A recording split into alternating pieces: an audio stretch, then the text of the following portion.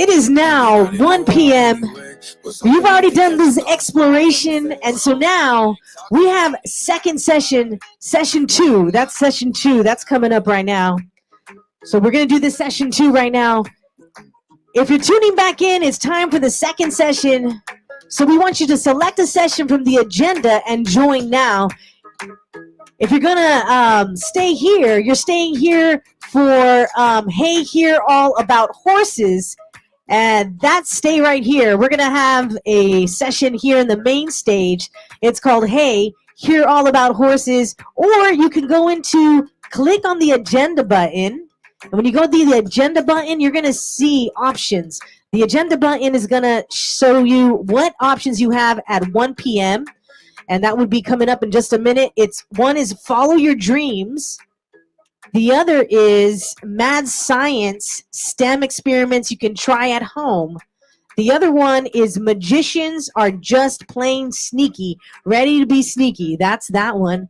There's another session called Self-Esteem for Success. And then another one is What Did My Pet Eat? That one's for elementary kids. So what did my pet eat? And then we have one that's called A Hot Career in Fire Science. Hot Career in Fire Science. We have another one called Affirmations Are Amazing. And then one called Alcohol and the Brain. Another one called Art Through Health and Humor.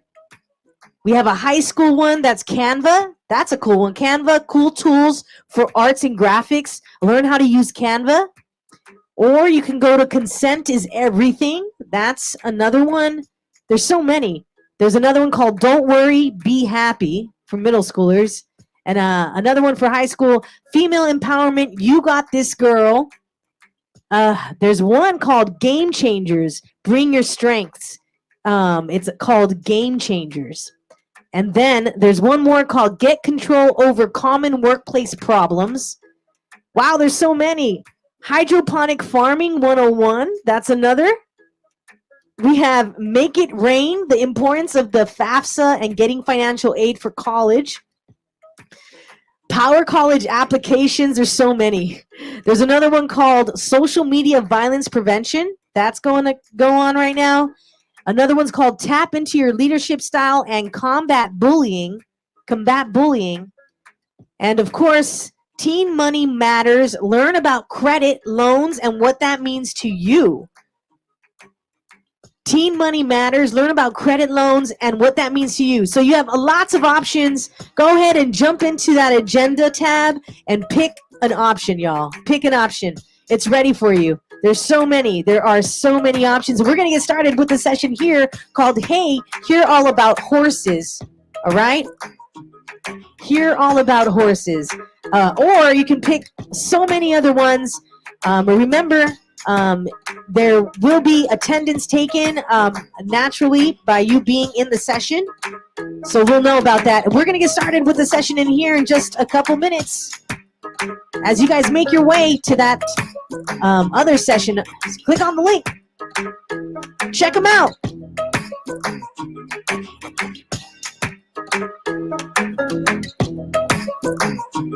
So we're going to start with this session right here. I'm going to go ahead and pass it on over to Miranda to start the Hey, Hear All About Horses session. Miranda, here you go. Thanks, DJ Omei. Hey, everybody. We hope you're having a great day. Nice to see everybody. We're so excited you're here. We have a really exciting workshop session right now all about horses and horseback riding. Today is all about you, your well-being, and how you can help out our world, but you got to take care of yourself. So we hope this session inspires you and that you learn a lot. I know you're going to learn a lot. I've learned a lot. So I'm going to pass it over to Jamie, who's going to teach us all about horseback riding. Thanks, Jamie. Hi there, I'm going to teach you about horses from my living room, oddly enough. Don't worry, I have a lot of video footage for everybody. I'm probably going to stop and start a couple times just because there might be some things I want to explain.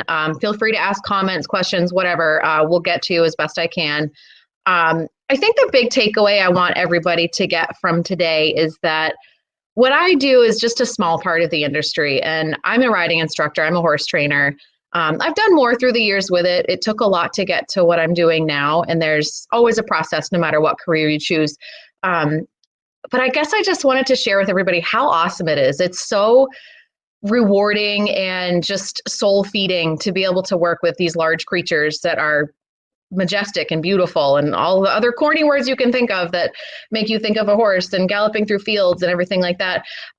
There's just so much more to it. And between the physical and the mental aspects of it, I just wanted to try to convey that there's a lot that you can get from being around horses and riding. So with that, I think I'm going to start. You'll have to bear with me. I'm not a technology person, so I'm going to start sharing some video clips.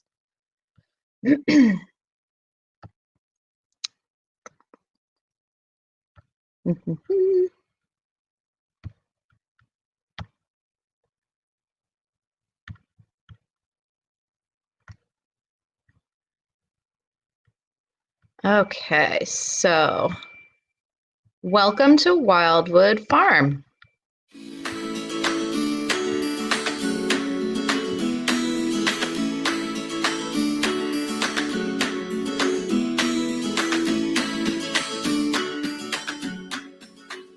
Hi everyone, I'm Megan Hildreth from Wildwood Farm. This is where I grew up. We've had Wildwood Farm in our family since 1969. My grandfather bought it and it was passed down to my mother, and then she still lives here. I just still work here. But I'm the third generation here and hopefully keeping it in the family. We offer riding lessons, we do boarding, we offer training. We also have beef cows, we have metal roofing for sale, we do cordwood. We also have a pumpkin stand in the fall, and we sell maple syrup. I'm the riding instructor here along with Jamie and Bridget, our other two riding instructors. So I grew up riding with I couldn't tell you the first time I rode a horse. I don't remember it. I was so young. But they've always been a huge part of my life. My mom was actually the riding instructor before I was. So outside of working on the farm, I also work at Tufts Large Animal Hospital as a vet tech. I work in ultrasound and surgeries. So that helps me broaden my knowledge on these animals. Helps me do a better job taking care of my horses here, and also gives you more connections with great people. My passion with horses really lies in the caregiving of the horses. I love being a vet tech and getting horses in and seeing them progress and go home happy and healthy. And then that also gives me the opportunity of learning more from my horses here and getting them to their best potential. And also teaching is my other huge passion. I love seeing students grow within themselves and then seeing them grow with a horse. Hi there, my name is Jamie. I'm a riding instructor here at Wildwood Farm. I originally started riding, or developing my love for horses, I should say, when I was 4. Caring for horses isn't just on a nice sunny day like we have today. It's every single day, sleet, snow, pouring rain, wind. Horses need to have fresh water and clean bedding all the time, and that happens on a daily basis multiple times a day, so our work never stops. So I'm stopping there real quick just because I wanted to explain what's coming next. I'm going to talk, let me get back to you guys here. I'm going to talk a little bit about what we do when we go to ride. So the concentration today is going to be on a lesson and a ride.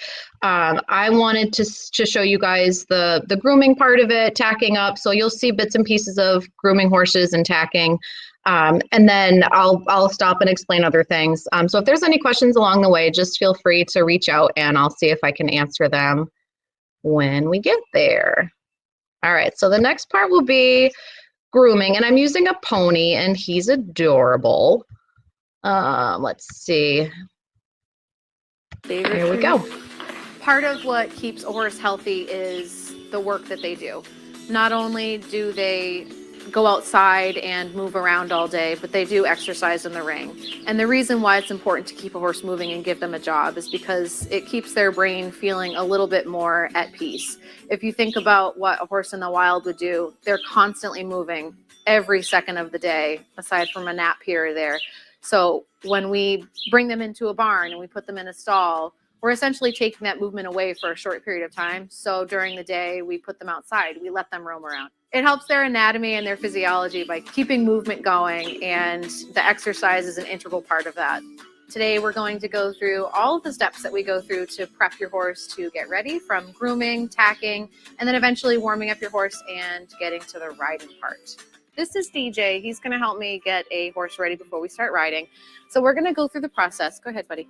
We're going to go through the process and show you what we do. So we've already brought Trinket. This is our friend Trinket. Oh, this is Josh. He's going to help us too.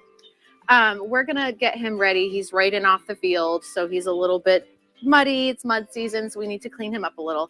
When you're dealing with mud, you want to always start off with a curry comb. This is pretty hard. You want to rub your hand on that, buddy, so they can see how hard it is. And we'll show you some images later about what they look like. You can even hear, if you listen, you can hear what it sounds like. It's like a massager almost. So what you want to do is you want to start up at their neck. Scrub. Oh, he likes that. So you scrub in circles all the way down. You also want to take cues from them too. If they don't like something, they might move away too much. So maybe I was just doing that too hard. So I'm going to soften up a little bit on this side. Oh, and actually, Josh, do you want to show everyone what you have there? So Josh, you have a shedding blade. So if you can see, there's little teeth right here. And this is the time that the horses start shedding.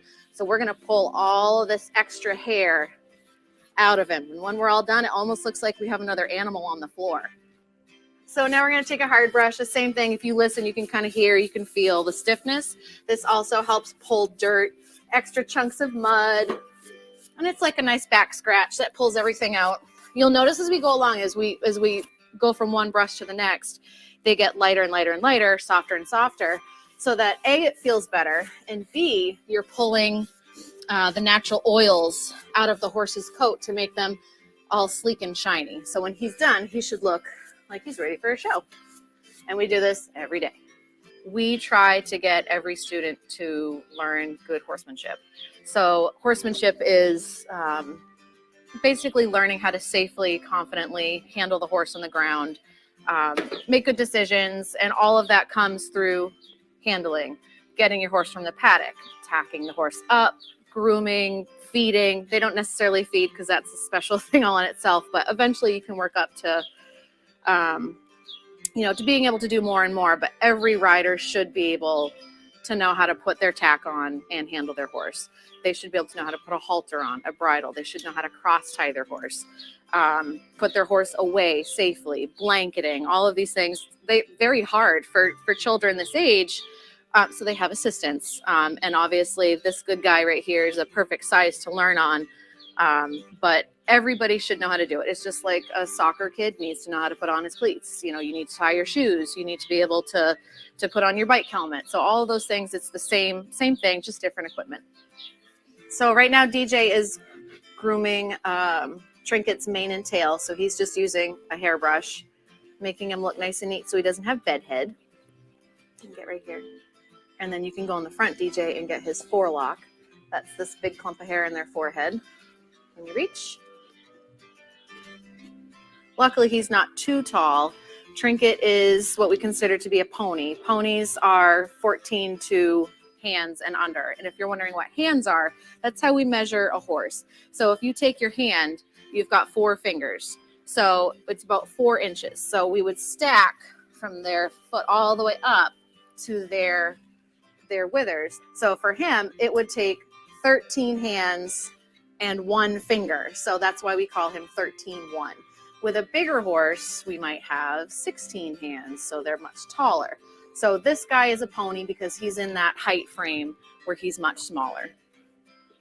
So now we're tacking up or putting the saddle on in our gears so that we can ride. So first we put a square pad on, a half pad. This gives a little bit more cushion for his back. Here we have an English saddle. And now what we're going to do is put the girth on. We always start on the off side. The off side is the right side of the horse. I like to pull the pads up in here so nothing pushes down on his withers. It would be like wearing a really heavy backpack full of books, weighing your shoulders down. So we like to make sure that they're comfortable and pull those pads up. When I tighten a girth, I've learned from experience that they don't like it tight too fast. So I do it as tight as possible so it stays on and doesn't move. Otherwise, sometimes they get crabby or it's painful. So we just do a little at a time and always check it and make sure it's plenty tight before we get on.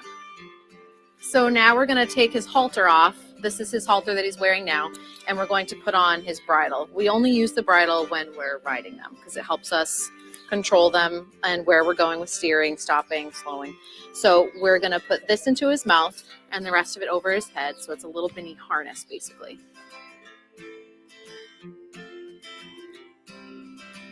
And luckily his ears are nice and bendy so we can get them in his bridle. And now we're ready to ride.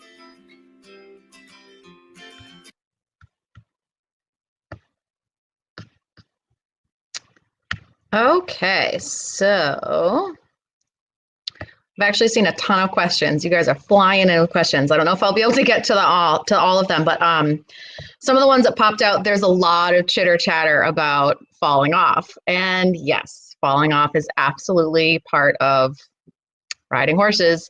I joked with my sister about putting video clips in from like Thrills and Spills, which is basically really bad wrecks where horses buck you off or trip and fall but I didn't want to do that because I don't want to scare anyone. But yes, falling off is definitely a part of riding. I have several bones that I've broken in my body. I've had several surgeries. But it's just get back on and do it again. You have that saying, cowboy up. You just cowgirl up. So there's always a chance that you're going to get bucked off or fall off, or who knows, anything could happen. But a lot of what we teach you guys is how to avoid that. And then just how to be strong and figure out your body. Some of the other questions I saw, my favorite breed of horse would be a quarter horse. I find that they're, in my opinion, the best because they're so versatile. They're so many different shapes and sizes, different jobs. They can basically do anything you want, and they've got a decent mentality all at the same time. I'm trying to think of what else I saw that you guys were interested in. Trinket was a boy. That pony was a boy. And someone asked about Mustangs, if I've trained Mustangs. No, I have not, but there is a program out there where people adopt a Mustang. It's almost like a contest type thing where they have, I believe, 90 days to take a Mustang from, the wild and turn it around and train it. So there's that. So what I'm going to show you guys next is with a rider. And yes, you guys are older. You're not little kids, but I'm showing you a small child. And I'm showing you what it looks like for a very beginner. He's actually my son. I'm showing you what it looks like when you first start riding. And yeah, he's small. Yeah, he's a kid. But honestly, it really is the same thing, whether you'll hear me say it, whether you're 5 years old or you're 50. Everyone goes through the same physical process. Everyone goes through figuring out what the horse feels like and everything else like that. So if it's ever one of those things where, you feel embarrassed or, oh, I'm too old to start that, or I'm not coordinated enough. Nobody's coordinated in the beginning. It's okay. You'll take it slow and you'll figure it out, and you'll figure out how to get your balance and everything. So here is video number 3, I think. Oh, I lost my video. Hold on one second.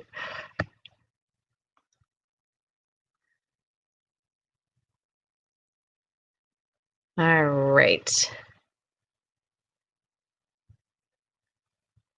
Okay, don't mind this first part. The 8 to 14-year-olds. So DJ is going to come into the indoor. Before he walks in, he's going to yell door really, really loudly before he even gets to the door. That way, if there's any other horses in the indoor, he can alert the horses so that they hear him coming before they see him standing at the doorway. Ready, DJ?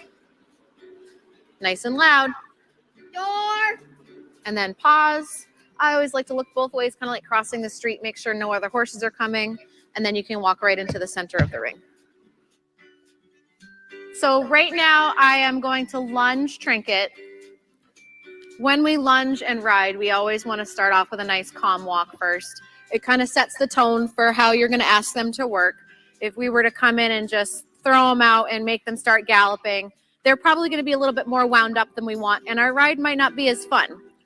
So we're going to have him walk a little bit first, and I'm going to slowly push him out farther away from me because we like a bigger circle. It's easier on their legs. You can ask him to trot. So you see the trot here is a 2-beaded gait. It's a little bumpier. He's actually very comfortable.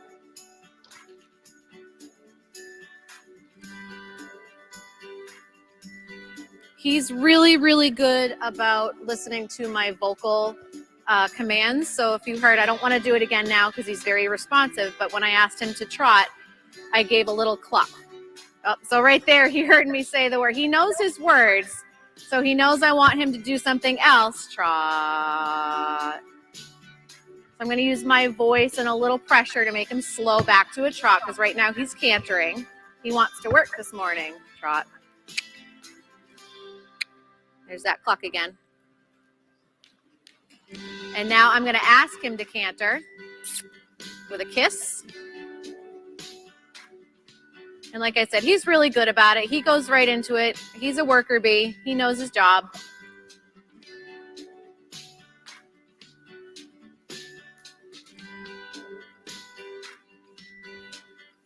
And so if I was just warming him up, he doesn't really need a ton of warm-up time, but for safety reasons, I always like to have, you know, first thing in the morning rides, just a little warm-up before I put small kids up there, or if it's really cold out.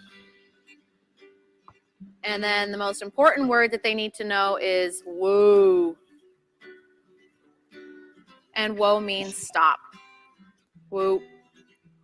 So when I say that word whoa, I want them to basically stop right in place. And he's doing really good right now. He's not coming at me just yet because he's waiting for me to tell him what to do next. So what I'm going to do is I'm going to put a little pressure on this line here and kind of pull him towards me. I barely even had to touch it. I more so thought about him coming towards me, and he came right in because he's a very good boy. And I always like to give him a good pat for listening. And now we're going to get a rider. What we're going to do now is we're going to get our girth tight. If you remember in the barn, I said I don't like to go up all the way because they get a little bit grumpy about it, or sometimes they what we call puff out, and that means they kind of put a little air in their belly so they don't have their girth too tight. It's a silly little trick they like to play on us. So we're going to tighten that up here, make sure our girth is snug so that our saddle doesn't slip off while we ride. And then I'm going to have DJ pull his stirrups down. So DJ, you can hold on to the buckle of the reins here. He should stand still, but if you just pull that right down, oh, he's going to say hi. And then you're going to measure your legs, your leg length with your arms. So you're going to put your fingertips right at the top of that buckle. And with the other hand, you want to pull it into your armpit. And if it reaches your armpit, it's probably going to fit you pretty well. There's a little adjustments here and there, but we'll look at it when you get on. And we're going to walk around to the front, the other side. And you can pull this stirrup down. Yep, okay, so then you can go back to the other side again. And now we're gonna lead him to the mounting block. So just like you did before, we always make sure our reins here, aren't dragging in the ground. We don't want you or the pony to trip on them. Here, we'll make that nice and organized. Organization and safety is always huge to keep everybody safe. So now we're gonna walk up to the mounting block. We like to use a mounting block because they get mounted a lot and it's just easier on their backs and the riders if they aren't flexible enough yet. So we're going to move the block a little bit closer, and now you can step up and just remember to hold on to your horse. Now, before you put this foot in the stirrup, sometimes they get a little impatient or a little wiggly, so we want to make sure you have both reins in one hand, and now you can step up. So your left foot goes in the stirrup.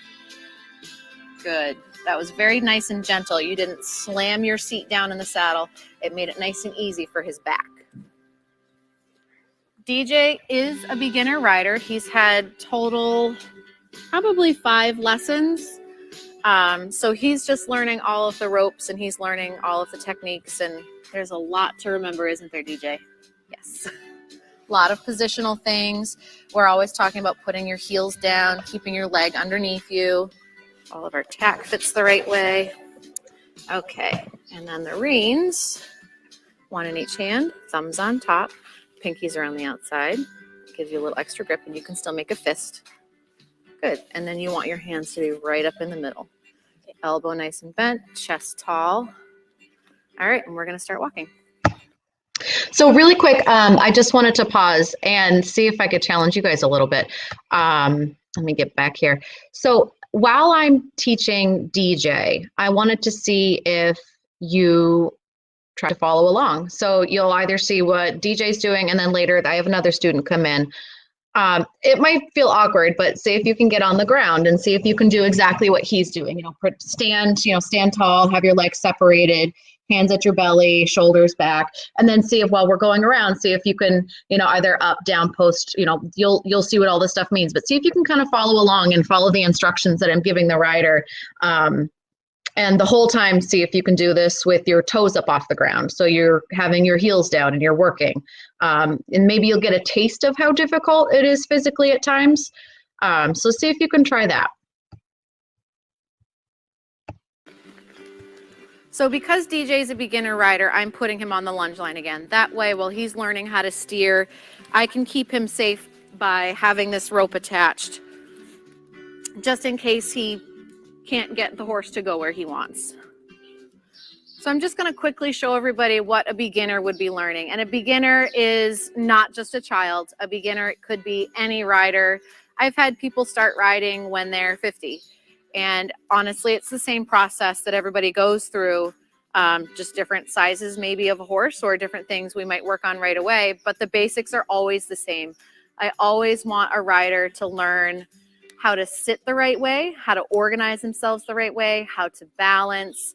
And a lot of that is just learning how to use your body and your tack or your equipment. So DJ, right here, I want you to actually shorten your outside rein. Your outside rein is the rein facing that's the inside.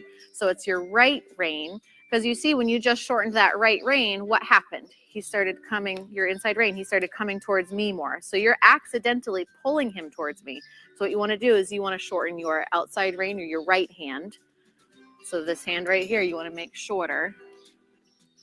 You want to feel equal tension on both reins so that your horse is basically able to go straight. Good. You want to look up, have your back nice and tall and straight, hands up and together. I like to teach my riders to, if they ever think about, what do I need to do? How do I sit? I can't remember it all. There's so much. Go head to toe. Think about what your instructor might say. Where's your head? Where are you looking? Are you relaxed? Where are your shoulders? You don't want to be slouching. You want your shoulders back. You want to have good posture. You want your stomach to be nice and tall.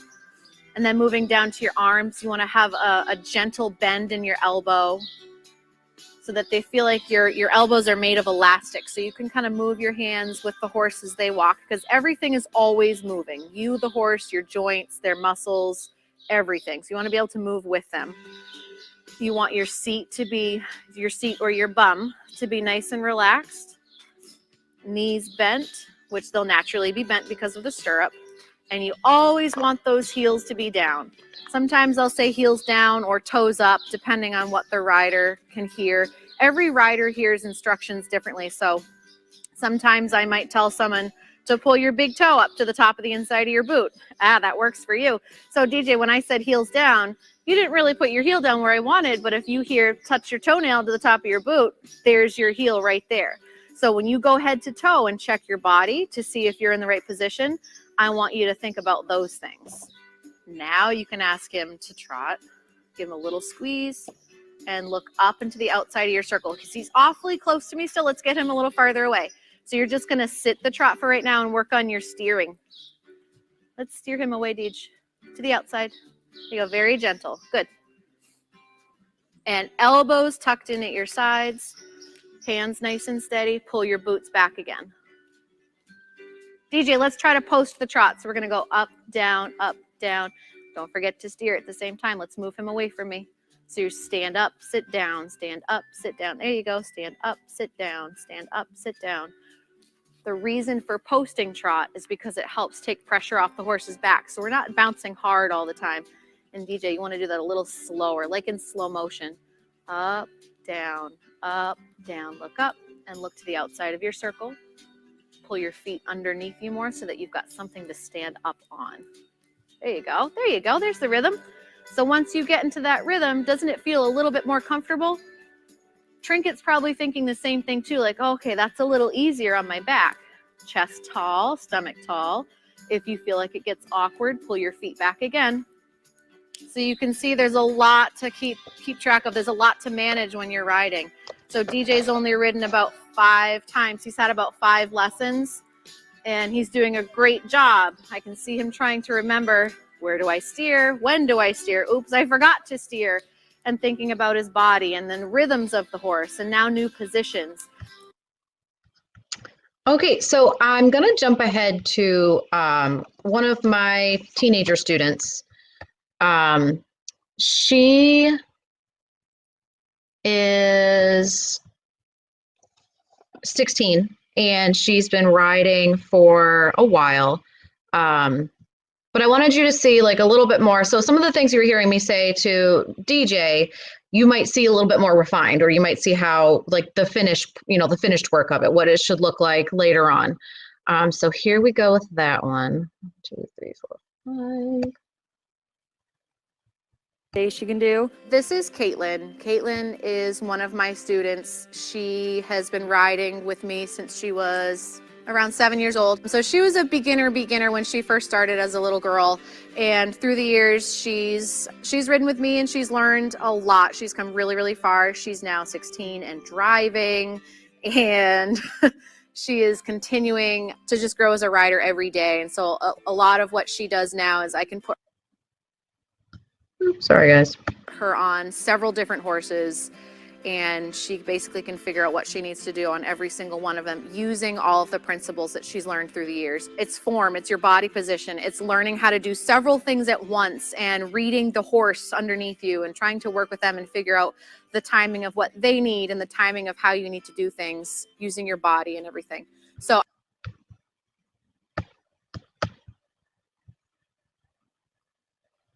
a little bit. He is more of a forward English moving horse. So he likes to trot right out. He's got a big floaty gait. So let's see him go into a rising trot. So you're going to go into the posting trot or rising trot. You're going to notice Caitlin is rising or standing up, down, over and over. What that does is it helps keep the horse balanced. It helps keep you balanced. And with this guy, he's kind of uncomfortable to sit to sometimes. So it makes it a little easier to go around in long distances. And keep your hands up and together. So just like everything, like there's constantly something that needs to be tweaked, and figure out, is everything in the right spot? You can use the horse as a gauge to see if you're doing things correctly. If they're feeling overly energetic, are you asking them to do something that you don't want to be doing? Are they turning for a random reason? Are they using their body correctly? All of those things you need to pay attention to as you're riding. There's a lot that goes on. So it's not just as, I hear the comment a lot from people watching other people ride. Oh, that looks really easy. The horse does all the work. I don't know why you're so tired. And if you were to say that to any equestrian, they're going to kind of laugh at you and scoff and basically say, you try it then, because there's a lot that has to happen all at the same time to make it look like nothing's happening. Okay, so I wanted to stop real quick and try to answer some questions. You guys are actually being really good about asking stuff. So some of the things I've seen, just like a couple here and there, some of you have asked if can horses kick you, or is there a reason to? Well, yeah, horses absolutely kick. A lot of the times they don't kick because they're angry or what you think they do. Sometimes they kick because they're scared, or they're going for a fly. I actually got knocked out one time. My own horse went to just stomp his front foot to get a fly off his knee, and I was an idiot and in the wrong spot, and he knocked me out. But that wasn't one of those things. So it's like I can't say it enough, like the awareness that you have to have, or just know where you are at all times. Never be kneeling on the ground. Everyone's always saying, never stand behind a horse. I'm not going to say never stand behind a horse, but if you're new to horses, don't stand behind a horse. Don't stand under a horse. Watch their mouth, watch their body, watch their ears. You can see if they're angry, if they're pinning their ears back, or if they're swishing their tail a lot. So if you just, the situational awareness, you might have heard that before, but you have to have a situational awareness to be safe when you're around them. Some of the other questions I've seen here, do I have a farm? No, I don't have a farm at home.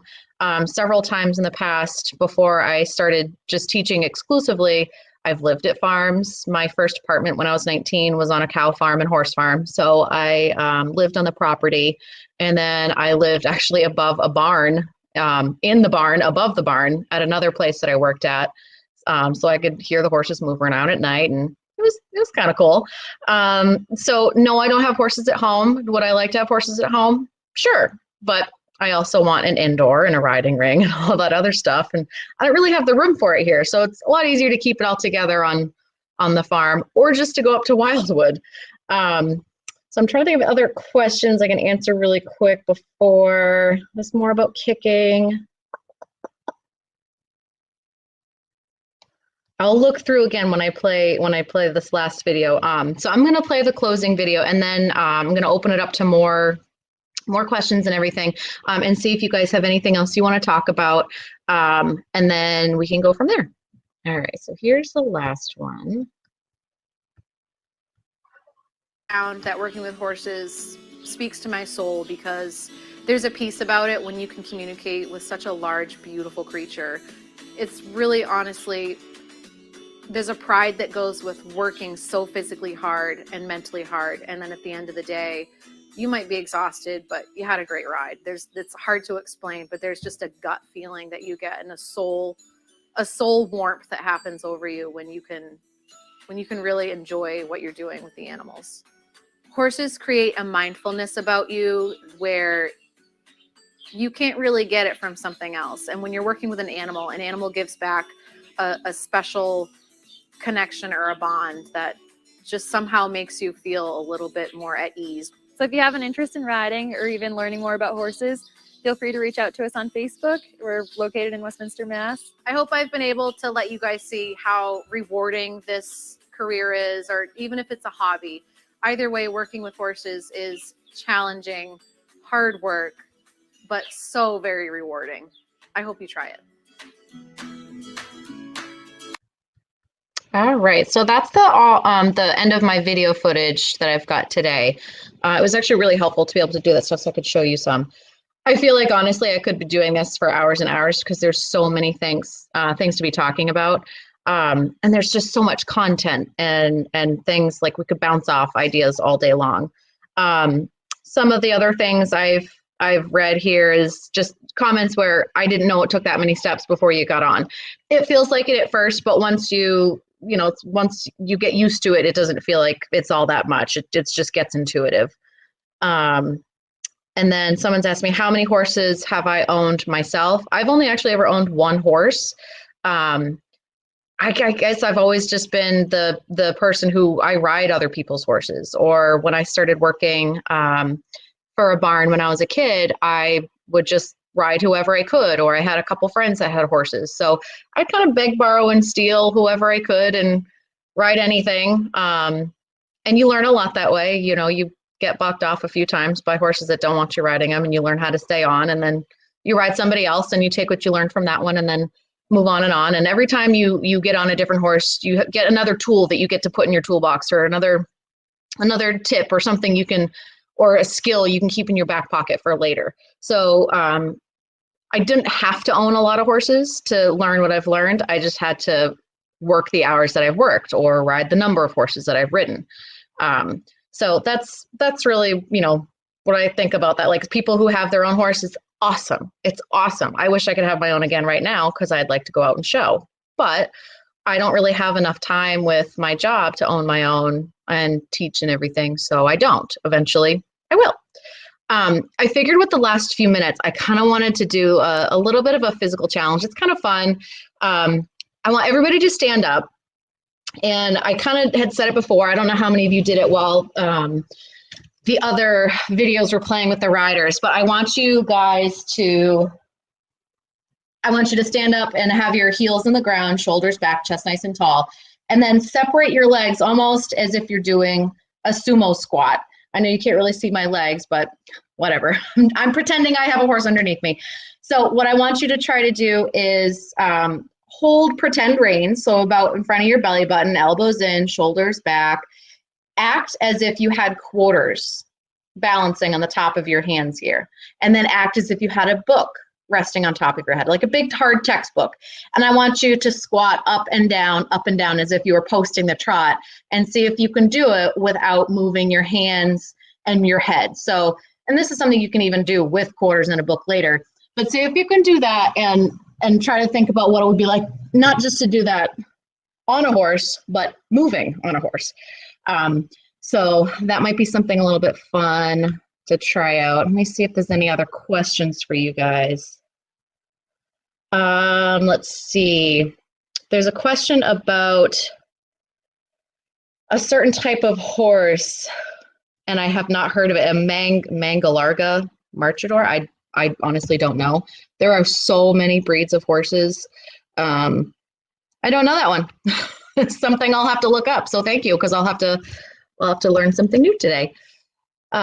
Which actually, that kind of brings me to a good little reminder. So thank you, Isaac, for asking that, because now I get to figure out something new about the industry that I didn't know. The day you think you know everything is the day you've stopped learning. So basically what that means is you're never done. You've never worked enough. In the career, you've never stopped learning. Always be searching for more information, for more knowledge, because all that's going to do is just make you better. So someone's asking, what made me love horses? I don't know. I honestly don't know. I was so young. I was 4 years old. It's literally my first memory. I was with my parents on a sunny day, and we were doing an errand in Littleton. And I saw a woman and a horse riding down the street, and I just remember, next thing I knew, I was on top of the horse, and I could look down and see my shoes, and I just thought, oh my gosh, I'm up so high. But that's really all it took. I don't know why then I fell in love with horses. I wasn't around them. I didn't grow up on a farm. From there I created opportunities, and I would beg for lessons. And when I was 6, my great aunt bought me lessons. And so I had like a handful then. And I think one of the biggest things is I just remember the smell. They just smell so good. If you ever get a chance to go up to a horse, if you're not usually around them, just stick your nose in their neck and just breathe it in. It smells good. There's just something so earthy and wonderful about how they smell. Yes, they poop, but whatever.